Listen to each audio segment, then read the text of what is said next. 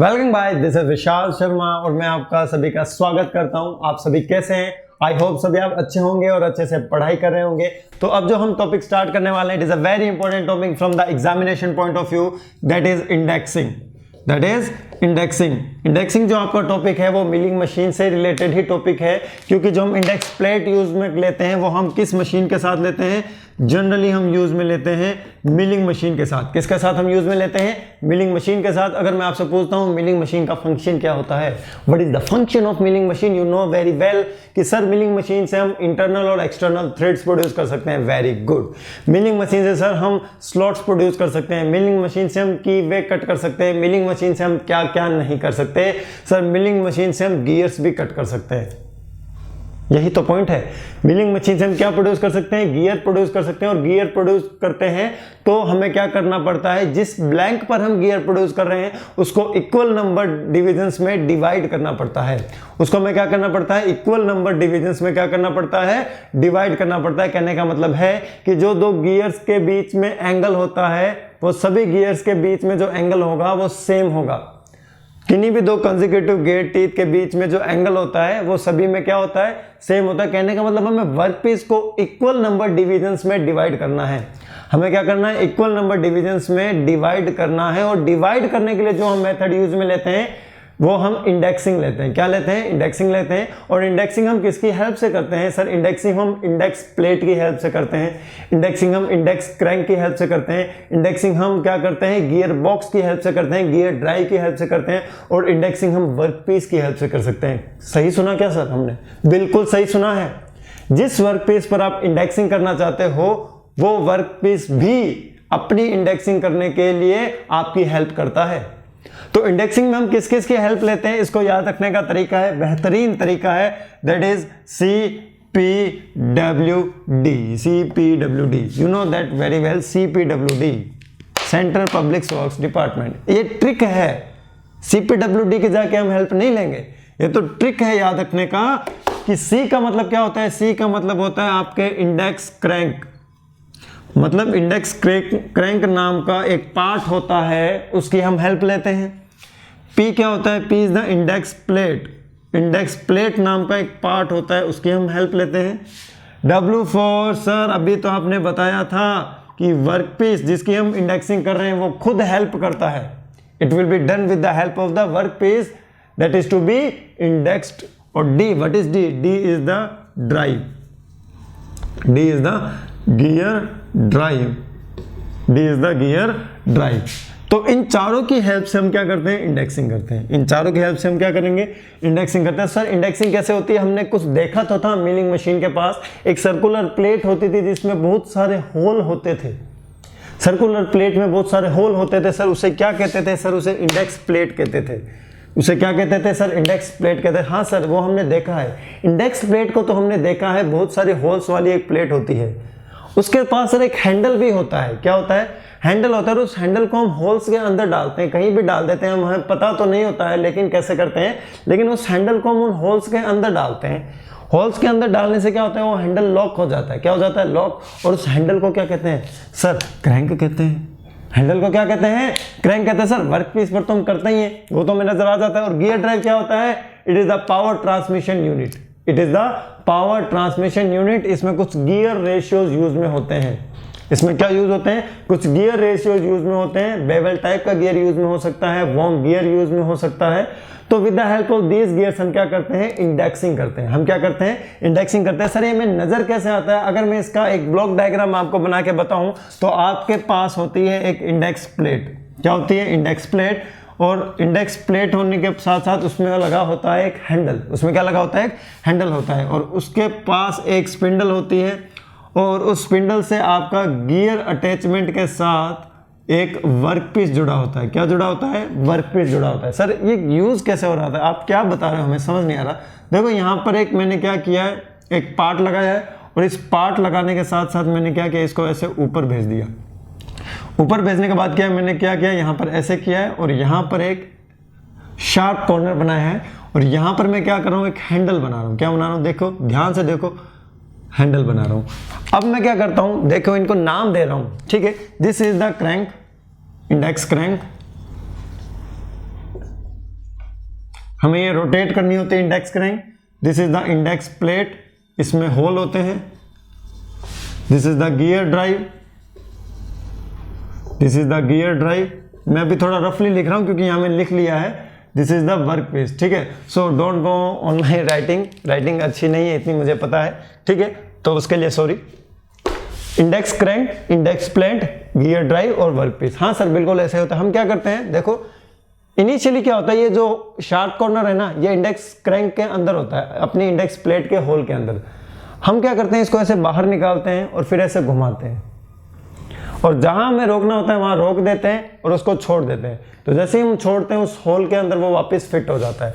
तो हम क्या करते हैं, इंडेक्स क्रैंक को घुमाते हैं, और इंडेक्स क्रैंक को घुमाने के बाद हम क्या करते हैं, एक फ्रीक्वेंट पोजीशन पे आने के बाद, एक जो हमें फ्रीक्वेंट पोजीशन चाहिए, कितना घुमाना है वो फ्रीक्वेंट होता है। जैसे 3 बार घुमाना है तो छोड़ दिया, 2 बार घुमाना है तो छोड़ दिया, तो हम उससे फ्रीक्वेंटली घुमाएंगे। 3 बार घुमाया, छोड़ा, मशीनिंग करी, 3 बार घुमाया, छोड़ा, मशीनिंग करी। तो जिस पोजीशन पे हम रोकना चाहते हैं उसको हम रोक देंगे, जिस पोजीशन पर हम रोकना चाहते हैं हम उसे रोक देंगे। सो this is about the mechanism. अगर आपको समझ आता है तो अच्छी बात है, नहीं समझ आता तो सर मैं बताओ एग्जामिनेशन पॉइंट ऑफ व्यू से क्या आने वाला है। एग्जामिनेशन पॉइंट ऑफ व्यू से आएगा आपका इंडेक्सिंग करने के मेथड, कि इंडेक्सिंग करने के मेथड क्या क्या होते हैं। और हमें यहाँ पर इंडेक्सिंग पढ़नी है 2 टाइप्स की। क्या पढ़नी है, 2 टाइप्स की पढ़नी है। एक हमें पढ़नी है डायरेक्ट इंडेक्सिंग और दूसरी हमें पढ़नी है प्लेन इंडेक्सिंग। एक हमें पढ़नी है आपके डायरेक्ट इंडेक्सिंग और दूसरी हमें पढ़नी है प्लेन इंडेक्सिंग। तो इंडेक्सिंग का मतलब आपको पता चल गया होगा, वर्कपीस को इक्वल नंबर ऑफ डिविजन्स में डिवाइड करने के लिए हम क्या करते हैं, इंडेक्सिंग का हेल्प लेते हैं। और ये इंडेक्सिंग जो जनरली यूज में ली जाती है, मिलिंग मशीन के साथ यूज में ली जाती है। और जो सबसे पहला इंडेक्सिंग मेथड है, ध्यान से सुनिएगा, जो सबसे पहला इंडेक्सिंग मेथड है that is direct indexing method. बहुत ही सिंपल है, इसे आप ध्यान से नहीं पढ़े थे लेकिन ये बहुत ही सिंपल है, डायरेक्ट इंडेक्सिंग मेथड। अगर मैं बात करता हूं डायरेक्ट इंडेक्सिंग मेथड की, डायरेक्ट इंडेक्सिंग मेथड्स में बेवल गियर्स का यूज किया जाता है। किसका यूज किया जाता है, बेवल गियर्स का यूज किया जाता है। और इसमें जो गियर रेशियो होता है वो मैं अभी समझाऊंगा, वो होता है 24:1। वो क्या होता है, 24:1। बिल्कुल सर हमें कोई दिक्कत नहीं आ रही है, बिल्कुल समझ आ चुका है, बिल्कुल ऐसे ही। गियर रेशियो क्या होता है, 24:1। ये रेशियो आपको याद रखना है, बिना, अगर आप ये रेशियो भूल गए तो गड़बड़ हो जाएगी। आपको याद रखना है with respect to the direct indexing जो गियर रेशियो होता है दैट विल बी द 24:1। बिल्कुल सर, ये कितना होता है, 24:1 होता है। हम कर लेंगे, कोई दिक्कत वाली बात नहीं है। 24 रेशियो का मतलब क्या है कि यहां पर जो क्रैंक थी ना, उस क्रैंक को अगर मैं 24 टाइम्स रिवॉल्व करूंगा, अगर मैं क्रैंक को 24 टाइम्स रिवॉल्व करूंगा तो आपका वर्कपीस 1 रेवोल्यूशन कंप्लीट करेगा। क्रैंक को 24 टाइम्स रिवॉल्व करूंगा तो आपका वर्कपीस 1 रेवोल्यूशन को कंप्लीट करेगा। समझ आई मेरी बात। अब मैं आपसे क्वेश्चन पूछता हूं, अगर मैं क्रैंक को 12 टाइम्स रिवॉल्व करूंगा तो क्या होगा, तो 12 टाइम्स रिवॉल्व करूंगा तो आपका वर्कपीस आधा रिवॉल्व करेगा। 24 में पूरा करेगा तो 12 में कितना करेगा, आधा रिवॉल्व करेगा। अब मैं क्या करता हूं, 6 टाइम्स रिवॉल्व करता हूं। तो जब मैं 6 टाइम्स रिवॉल्व करूंगा तो आपके 24 में पूरा रिवॉल्व कर रहा था, 12 में आधा रिवॉल्व कर रहा है, तो 6 में क्या होगा, क्वार्टरली रिवॉल्व करेगा। तो आपको समझ आ चुका होगा। हाँ सर बिल्कुल समझ आ चुका है, बस ये समझाना है, हमें ये चीज लिखनी नहीं है। अब हमें क्या समझना है, देखिए अब मैं यहां लिख रहा हूं 24 revolution of crank will be equals to 1 revolution of workpiece. Crank को 24 बार घुमाने पर आपका वर्कपीस सिर्फ 1 बार घूमेगा। ठीक है, ये समझाने का तरीका है। अगर अब मैं बात करता हूं कि अगर मैं वर्कपीस को n नंबर ऑफ डिविजन्स में डिवाइड करना चाहता हूं, अगर मैं वर्कपीस को n नंबर में डिवाइड करना चाहता हूं, n is the number of divisions, n is the number of division. मतलब मैं वर्कपीस को 4 पार्ट में डिवाइड करना चाहता हूं, वर्कपीस पर 4 गियर बनाना चाहता हूं, 8 गियर बनाना चाहता हूं, 10 गियर्स बनाना चाहता हूं, 6 गियर्स बनाना चाहता हूं, 5 गियर बनाना चाहता हूं, 12 गियर बनाना चाहता हूं, तो एक पार्ट को बनाने के लिए मुझे कितना रिवॉल्यूशन करना पड़ेगा। अब मैं उस पर आ रहा हूं कि एक पार्ट बनाने के लिए कितना रिवॉल्व करना पड़ेगा वो देखिए। If we are going to divide the workpiece into n number of division, then what will happen, the value of the the value of the number index crank rotation for the one division, the value of the index crank rotation for one division on workpiece will be equals to 24 divided by n, 24 divided by n, ये आपको याद रखना है। Index crank rotation, मेरी बात को समझने की कोशिश कीजिए। आपने क्या किया, आपको अगर मान लो n डिवाइड करने हैं वर्कपीस पर, n पार्ट्स बनाने हैं वर्कपीस पर, n गियर बनाने हैं, n स्लॉट्स बनाने हैं, तो एक स्लॉट प्रोड्यूस होने के बाद दूसरा स्लॉट प्रोड्यूस करने के लिए मैं वर्कपीस को थोड़ा रोटेट करना पड़ेगा। तो मतलब एक पार्ट बनने के बाद जब मैं दूसरे पार्ट के लिए वर्कपीस को रोटेट करना चाहता हूं तो क्रैंक को कितना बार घुमाना पड़ेगा, that will be equal to 24 by n, that will be equal to 24 by n। तो ये आपको 24 बाय n याद रखना है, where n is the number of the division and this value will be equal to the index crank rotation for the one division on workpiece, for one division on workpiece. तो अब देखिए इसको हम अच्छे से एग्जांपल से समझ सकते हैं। हमने अगर इसको एग्जांपल से समझ लिया आपको बिल्कुल क्लियर हो जाएगा, कोई घबराने वाली बात नहीं है, बिल्कुल आसान है, ये बहुत इजी है। ये अभी आपको थोड़ा सा नया नया लग रहा है। अभी हम 3 क्वेश्चन करेंगे ना, 3 क्वेश्चन के बाद तो आप इंडेक्सिंग में क्या हो जाओगे, मास्टर हो जाओगे। अगर मैं एग्जांपल लेता हूं, for example if I want to produce 6 division, number of division equals to 6, मतलब मैं वर्कपीस को 6 पार्ट में डिवाइड करना चाहता हूं। कितने पार्ट में, 6 पार्ट में, ठीक है। This is your 1, this is your 2, this is your 3, 6 part में करेंगे तो 60 होगा। So it will be like that, 1 2 3 4 5 ही हुए हैं, दिस विल बी 180, ठीक है। Sorry for this bad drawing, this will be 1 part, 2 part, 3 part, 4 part, 5 part, 6 part. हमने workpiece को 6 नंबर ऑफ इक्वल डिविजन्स में डिवाइड करना है। तो हम क्या करेंगे, वर्कपीस को एक बार घुमाते हैं तो क्रैंक को कितना बार घुमाना पड़ता है, 24 टाइम्स। कितना बार, 24 टाइम्स। अगर मुझे वर्कपीस को 1/6 टाइम घुमाना है, अगर 1/6 टाइम घुमाना है तो मुझे क्रैंक को कितना बार घुमाना पड़ेगा सर, 4 टाइम्स। तो मैं क्या करूंगा, पहले 4 टाइम्स घुमाऊंगा 1 डिवीजन, फिर 4 टाइम्स घुमाऊंगा 2nd डिवीजन, फिर मैं 4 टाइम्स घुमाऊंगा 3rd डिवीजन, फिर मैं 4 टाइम्स घुमाऊंगा 4th डिवीजन, 5 डिवीजन, 6 डिवीजन। तो मतलब 6 डिवीजन के लिए मुझे 4 बार मल्टीप्लाई करना पड़ेगा। 6 × 4 24 आ रहा था ना। तो if you want to produce number of division 6, then crank rotation for 1 division will be equals to 24 by n equals to 24 by 6 equals to 4। यानी क्रैंक को अगर मैं 4 बार रोटेट करूंगा तो वर्कपीस पर एक डिवीजन हो जाएगा। क्रैंक को वापस मैं 4 बार रोटेट करूंगा तो वर्कपीस पर दूसरा डिवीजन हो जाएगा। तो ऐसे क्रैंक को मैं रोटेट करते करते 6 बार रोटेट करूंगा तो आपका वर्कपीस पूरा का पूरा घूम जाएगा, क्योंकि उसमें कितने हो जाएंगे, 24, क्योंकि उसमें कितने हो जाएंगे, 24 हो जाएंगे। क्लियर है। तो 4 बार आपको यहां रोटेट करना पड़ेगा, 4 बार आपको यहां रोटेट करना पड़ेगा, 4 बार यहां, 4 बार यहां, 4 बार यहां, 4 बार यहां। तो 4 6 24। हाँ सर यही तो होता है, 24 में तो वो एक बार पूरा घूम जाता है। तो यही तो होगा, जब आपके नंबर ऑफ डिविजन्स कंप्लीट हो जाएंगे तो आपका वर्कपीस पूरा का पूरा अपने आप रोटेट कर जाएगा।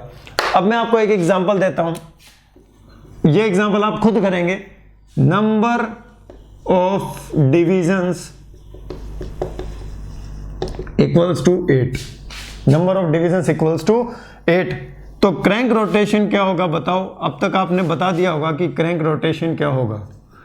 Crank rotation for 1 division, 1 division के लिए क्रैंक को कितना बार रोटेट करना पड़ेगा, it will be equals to 24 divide by 8, it will be equals to 3।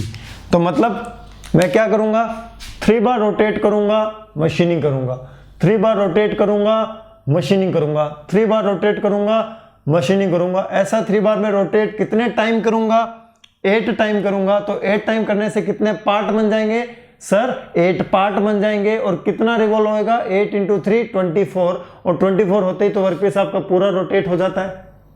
24 होते ही आपका वर्कपीस क्या हो जाता है, पूरा रोटेट हो जाता है। तो आपको क्रैंक को एक डिवीजन के लिए कितनी बार घुमाना पड़ेगा, 3 बार घुमाना पड़ेगा। कितनी बार घुमाना पड़ेगा सर, 3 बार घुमाना पड़ेगा। आसान है, बिल्कुल आसान है। डायरेक्ट इंडेक्सिंग में हमें किसे याद रखना है, 24/n बेवल गियर्स यूज में होता है, बस 24/n बेवल गियर यूज होता है। और 24/n क्या होता है, rotation of crank, not workpiece, rotation of crank. एक डिवीजन बनाने के लिए क्रैंक को कितना बार घुमाना पड़ा, यानी अभी अगर मैं यहां पर मशीनिंग कर रहा हूं और यहां पर मशीनिंग कंप्लीट हो चुकी है, अब मुझे कहां जाना है, यहां पर मशीनिंग करनी है, तो इस पार्ट को मुझे कहां लाना पड़ेगा, यहां पर लाना पड़ेगा। तो जब मैं इस पॉइंट को यहां लाना चाहता हूं तो मुझे क्या करना पड़ेगा, क्रैंक को 4 बार घुमाना पड़ेगा। ऊपर वाला एग्जांपल है ना, क्रैंक को कितनी बार घुमाना पड़ेगा, 4 बार घुमाना पड़ेगा। तो जब मैं 4 बार घुमाऊंगा तो ये वाला वर्कपीस धीरे धीरे धीरे ऐसे घूमते घूमते घूमते घूमते यहां आ जाएगा। तो जब ये घूमते घूमते घूमते यहां आएगा तो ये मशीन किया हुआ पार्ट कहां चला जाएगा सर, नीचे चला जाएगा, और ये वाला पार्ट अब आगे आ जाएगा। तो जब ये वाला पार्ट यहां आगे आ जाएगा, इसकी मैं मशीनिंग वापस कर दूंगा, तो मेरे 2 पार्ट बन जाएंगे। तो ऐसे करते करते मुझे कितनी बार करना पड़ेगा, जब तक मेरे पूरे पार्ट्स प्रोड्यूस नहीं होते। लेकिन एग्जाम में सिर्फ ये क्वेश्चन पूछा जाएगा कि crank rotation for 1 division, crank rotation for 1 division. अब मैं आपको एक अच्छा सा एग्जांपल दे रहा हूं और उस एग्जांपल को आपको करना है, थोड़ा सा वो मुश्किल है लेकिन उसको करने की कोशिश करना। मुश्किल इन द सेंस उसमें फ्रैक्शंस आ रहे हैं, क्या आ रहे हैं, फ्रैक्शंस आ रहे हैं। और वो देखो क्या है कि इफ n इक्वल्स टू 10, मतलब number of divisions equal to 10। बिल्कुल सर, अब तो हम कर सकते हैं। What is the crank rotation for 1 division, what is the crank rotation for 1 division, बताइए सर। सर करके देखते हैं, कोई दिक्कत नहीं है सर। 10 तो डिवाइड ही नहीं कर रहा, क्या दिक्कत है, 10 डिवाइड नहीं कर रहा सर, बिल्कुल नहीं कर रहा। इसको सॉल्व करेंगे तो ये क्या आएगा, ऐसा कुछ आएगा। हाँ सर ऐसा आएगा, फ्रैक्शंस में आ रहा है तो कोई बात नहीं है। इस फ्रैक्शन का मतलब क्या होता है, इस फ्रैक्शन का मतलब होता है 2 + 4/10। कुछ स्टूडेंट ऐसे होते हैं महान साइंटिस्ट, वो समझ लेते हैं कि जब ये ऐसा होगा तो यहाँ मल्टीप्लाई होगा, तो इसका मतलब मल्टीप्लाई नहीं होता है, हर जगह मल्टीप्लाई नहीं आता है। इसका मतलब होता है 2 + 4/10। इसको आप सोल्व करोगे तो आपका 24/10 आ जाएगा, 20 + 4 24/10। तो इस फ्रैक्शन का मतलब क्या होता है, 2 + 4/10। तो सर इसमें हमें थोड़ा सा समझ आने लगा है, थोड़ा सा समझ ये आने लगा है कि सर क्रैंक को 2 बार तो फुल रिवॉल्व करना पड़ेगा और इसमें क्रैंक को हमें 4/10 पार्ट रिवॉल्व करना पड़ेगा। मतलब क्रैंक इसमें पूरा रोटेट नहीं हो रहा है सर, कुछ फ्रैक्शन रोटेट हो रहा है, कुछ फ्रैक्शन रोटेट हो रहा है। तो फ्रैक्शन रोटेट कैसे करें, तो जब भी ऐसा आ जाए, जब भी फ्रैक्शन में आ जाए तो कोई दिक्कत वाली बात ही नहीं है, बिल्कुल भी दिक्कत वाली बात नहीं है। आप क्या करो, जो आपके पास नंबर ऑफ होल्स अवेलेबल है उसमें करने की कोशिश करो। फॉर एग्जांपल अगर मैं आपको देता हूं कि आपके पास नंबर ऑफ होल्स अवेलेबल है 15, 30, 45, 60, ये नंबर ऑफ होल्स है। जो आपकी इंडेक्स प्लेट है उस पर होल्स ही होल्स होते हैं, क्या होते हैं, उस पर होल ही होल होते हैं। Number of holes are there, कैसे होते हैं, उसकी पेरीफेरी पर होल बने होते हैं ऐसे, ठीक है। These are the holes on the periphery of the index plate। इसके अंदर भी होल होते हैं सर। तो 15 होल्स का मतलब क्या है कि 15 होल्स का मतलब है इसमें 15 होल होंगे। कितने होंगे, 15 होल होंगे। 30 होल का मतलब क्या है, इसमें कितने होल होंगे, 30 होल होंगे। अब मुझे बताओ क्या यहां पर 10 होल वाला कोई है, नहीं है सर, 10 होल वाला बिल्कुल भी नहीं है। तो हमें क्या करना पड़ेगा, इस फ्रैक्शन को कन्वर्ट करना पड़ेगा। क्या करना पड़ेगा, कन्वर्ट। इस क्या 4/10 को मैं ऐसे लिख सकता हूं इंटू 3/3 सर लिख सकते हैं, ऊपर नीचे सेम से मल्टीप्लाई करें कोई इफेक्ट नहीं आएगा। It will be equals to 12/30, it will be equals to 12/30। तो ये क्या आपका 30 और ये भी क्या है आपका 30, और हमारी प्लेट में भी कौन है 30 है, हमारी प्लेट में भी कौन है 30। अब हम कर लेंगे सर, अब तो हम कर लेंगे। हम क्या करेंगे, अगर हमें 10 डिविजन्स करने हैं, क्या करने हैं, 10 डिविजन्स करने हैं, तो बहुत ईजी है। हम क्या करेंगे, क्रैंक को पहले तो 2 बार फुल रेवोल्यूशन देंगे, 2 बार फुल रेवोल्यूशन देंगे, और फुल रेवोल्यूशन के बाद हम क्या करेंगे, उसको 30 होल वाले में, किसमें, 30 होल वाले में 12 होल आगे कर देंगे। 30 होल वाले में क्या करेंगे, 12 होल आगे की तरफ खिसका देंगे, क्योंकि नीचे कौन आ रहा है, 30 आ रहा है। अगर नीचे 40 आता तो 40 में करते, 50 आता तो 50 होल में करते, 60 आता तो नीचे 60 होल में करते। तो अगर नीचे 30 आ रहा है, 30 क्यों आ रहा है, क्योंकि मैंने एग्जांपल ऐसा लिया है कि आपके पास जो प्लेट है ना, उसके अंदर 15 होल्स अवेलेबल है, 30 होल्स अवेलेबल है, 45 होल्स अवेलेबल है, 60 होल अवेलेबल है, 10 होल अवेलेबल नहीं है। तो अगर 10 भी हो तो भी कोई दिक्कत नहीं है, 10 वाले होल में क्या कर देंगे, 4 कर देंगे। लेकिन कब, जब हमारे पास होल अवेलेबल क्या हो, 10 अवेलेबल हो। तो जब हमारे पास 10 अवेलेबल नहीं है, तो इस फ्रैक्शन को इस तरीके से हमें कन्वर्ट करना पड़ेगा कि उसका जो नीचे वाला पार्ट है वो उस नंबर ऑफ होल्स के इक्वल हो जाए जो हमारे पास अवेलेबल है। जो इसका डिनोमिनेटर है वो यहां पर इस टाइप में चेंज हो जाए कि जो हमारे पास होल अवेलेबल है उसमें। अब जैसे 10 है, अगर मैं इसको 6 से मल्टीप्लाई करूं तो भी कोई दिक्कत नहीं है, तो ये क्या हो जाएगा, 24 डिवाइड बाई 60।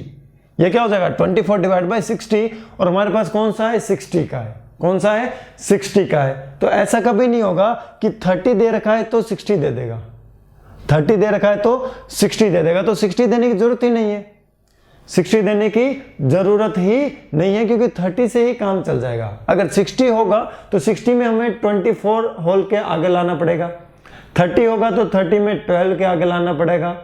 ठीक है, तो 30 में कितने का आगे लाना पड़ेगा, 12। तो हमें क्या करना पड़ेगा, 10 डिवीजन के लिए ध्यान से सुनना, 2 बार तो फुल रेवोल्यूशन देना पड़ेगा, और क्या करना पड़ेगा, 10 होल वाली प्लेट में 4 होल आगे करने पड़ेंगे। लेकिन हमारे पास 10 होल वाली प्लेट अवेलेबल नहीं है, हमारे पास 30 वाली अवेलेबल है। तो हम इस फ्रैक्शन को क्या करेंगे, इस तरीके से कन्वर्ट करेंगे कि नीचे क्या आ जाए, 30 आ जाए, नीचे क्या आ जाए, 30 आ जाए। तो हम क्या करेंगे, ऊपर नीचे 3 से मल्टीप्लाई कर देंगे, 3 से मल्टीप्लाई कर दिया, और ये क्या हो जाएगा, 2 प्लस 12 बाय 30, 2 प्लस 12 बाय 30। तो हम क्या करेंगे, पूरा रेवोल्यूशन देंगे 2, उसके बाद 30 होल वाले में, 30 होल वाले में हम 12 होल आगे जाएंगे और फिर छोड़ देंगे। 30 होल वाली प्लेट में हम 12 होल आगे जाएंगे और उसमें छोड़ देंगे। एक ही प्लेट में नंबर ऑफ होल्स होते हैं, जैसे यहाँ मैंने बता रखा है 15 है, 30 है, तो इसके बीच में हो सकता है कुछ और नंबर की हो, 18 की हो, 20 की हो, किसी की भी हो सकती है, ये किसी की भी हो सकती है। This is the crank plate, this is the crank plate, और इस sorry this is not crank plate, this is index plate, I am sorry, this is index plate. Index plate क्या होता है, index plate is a plate in which number of holes are provided on its periphery in order to rotate the crank by some fraction, in order to rotate the crank by some fraction। तो इसलिए हम क्या करते हैं, index plate का use करते हैं, नहीं तो इंडेक्स प्लेट की जरूरत ही नहीं थी कोई। हम तो करते 2 रिवॉल्व किया, 3 रिवॉल्व किया, लेकिन हमारे पास जो गियर रेशियो है ना वो कांस्टेंट है। तो जब गियर रेशियो कांस्टेंट होगा तो जरूरी नहीं है कि उसी के मल्टीपल में डिविजन हो सकता है 10 डिवीजन हो सकता है 15 डिवीजन हो सकता है 18 डिवीजन हो। तब क्या करेंगे, उस कंडीशन में क्या होगा, हमें फिर क्या यूज में लेनी पड़ेगी, इंडेक्स प्लेट यूज में लेनी पड़ेगी।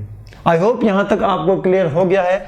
अब मैं जो आगे बताने वाला हूं उससे और ज्यादा क्लियर हो जाएगा, उससे और ज्यादा क्लियर हो जाएगा। ध्यान से सुनिए मेरी बात, मैं अब धीरे धीरे चल रहा हूं, क्योंकि यहां से जो न्यूमेरिकल आता है ना वो पक्का फंस जाएगा आपसे, वो आपसे पक्का फंसने वाला है। Now I am coming to the next point, that is the plain indexing, that is the plain indexing. Plain indexing में क्या होगा, प्लेन इंडेक्सिंग में जो गियर रेशियो होगा, जो आपका गियर रेशियो होगा वो होगा 40:1। जो आपका गियर रेशियो होगा वो क्या होगा, आपका 40:1। ठीक है, इस प्लेन इंडेक्सिंग का एक और नाम होता है, that is the simple indexing. It may be sometimes known as a simple indexing. ये अब आपको समझ आ गया है कि गियर रेशियो का मतलब क्या होता है। ठीक है, प्लेन इंडेक्सिंग में क्या यूज होते हैं, वॉर्म यूज होते हैं, वॉर्म गियर्स यूज में होते हैं। ठीक है। प्लेइंग इंडेक्सिंग में क्या होगा, worm and worm wheel use होगा, और worm and worm wheel is use हो रहा है इसलिए इतना ज्यादा गियर रेशियो मिल रहा है। तो सबसे ज्यादा गियर रेशियो किसमें होता है, वॉर्म एंड वॉर्म व्हील में होता है। किसमें होता है, वॉर्म एंड वॉर्म व्हील में होता है। तो इसमें गियर रेशियो क्या है, 40:1। तो अब आप मुझे बताएंगे 40:1 का मतलब क्या है, 40 revolution of crank will be equals to 1 revolution on workpiece। 40 revolution of crank equals to 1 revolution of workpiece। मतलब अगर मैं क्रैंक को 40 टाइम्स रोटेट करूंगा तो आपका वर्कपीस एक बार रोटेट होगा। So for n divisions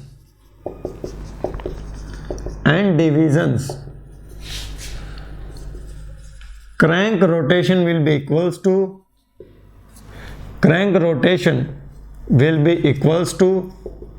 40 divide by n। बिल्कुल सही सर, उसमें 24 डिवाइड बाय n था, इसमें क्या है 40 डिवाइड बाय n। ये आपको याद रखना है कि प्लेन इंडेक्सिंग में जो क्रैंक रोटेशन होगा for 1 division that will be equals to 40 divide by n।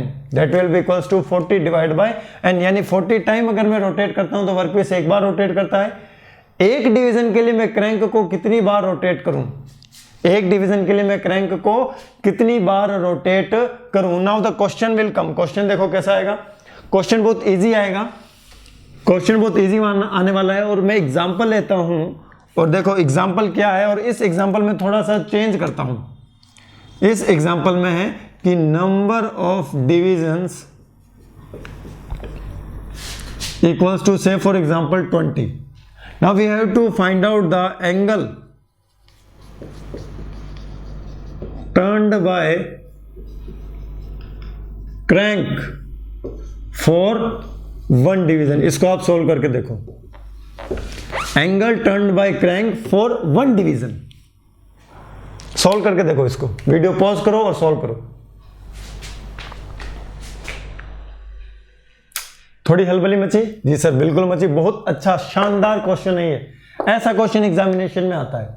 अब इस क्वेश्चन में क्या है, इस क्वेश्चन में जो हम इंडेक्सिंग कर रहे हैं वो हमने बताया है आपको किस मेथड से कर रहे हैं। सर हम सिंपल या फिर प्लेन इंडेक्सिंग कर रहे हैं। कैसी कर रहे हैं हम, सिंपल और प्लेन इंडेक्सिंग कर रहे हैं। बिल्कुल सर यही इंडेक्सिंग कर रहे हैं। तो इसमें होता क्या है सर, इसमें अगर हमें क्रैंक को रोटेट करना है 1 डिवीजन के लिए तो मैं यहां लिख रहा हूं for 1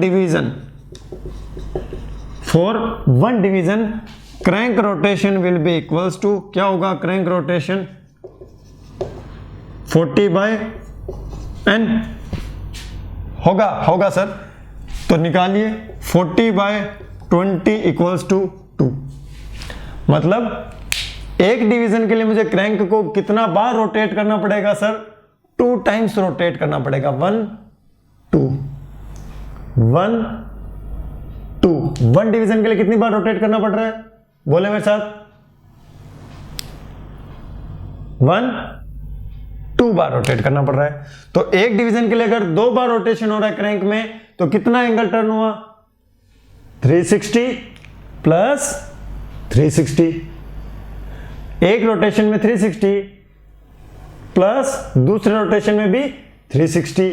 so what will be the angle turn by crank for 1 division, it will be equals to 2 into 360, it will be equals to 720 degree.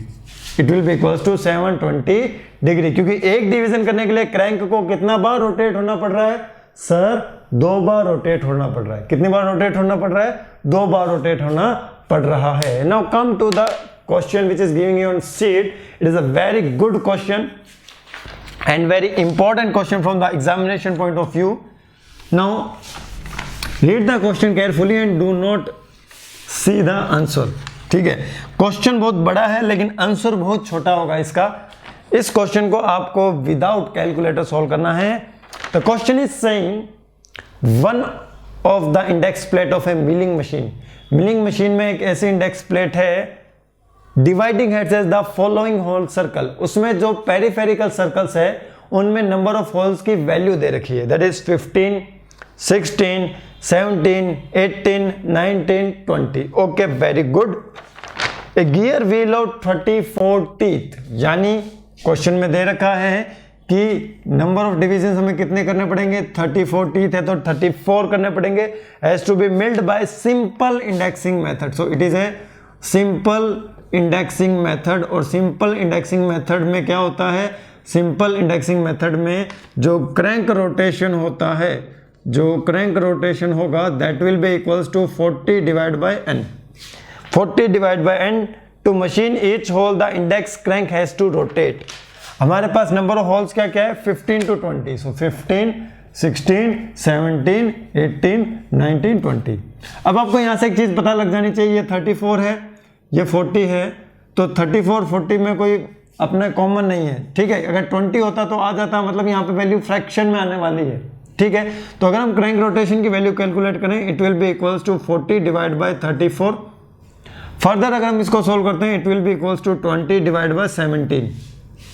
20 divide by 17। अब हमें इसे सोल्व करना है, अब हम इसे सोल्व करेंगे। So this value will be equals to, इसकी वैल्यू क्या आएगी बताइए, इसकी वैल्यू आएगी 1317। 1317 ये वैल्यू आएगी इसकी। अब देखिए इसका मतलब क्या होता है, इनके बीच में कुछ नहीं है तो इसका मतलब क्या, प्लस है।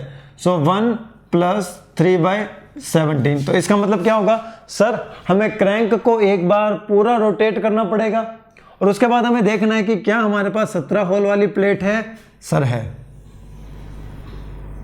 हमें क्या करना पड़ेगा, एक बार फुल रोटेट करने के बाद 17 होल वाली प्लेट में हम क्या करेंगे, 3 होल आगे और रोटेट कर देंगे। So the answer will be C, 1 revolution and 3 holes in 17 hole circle.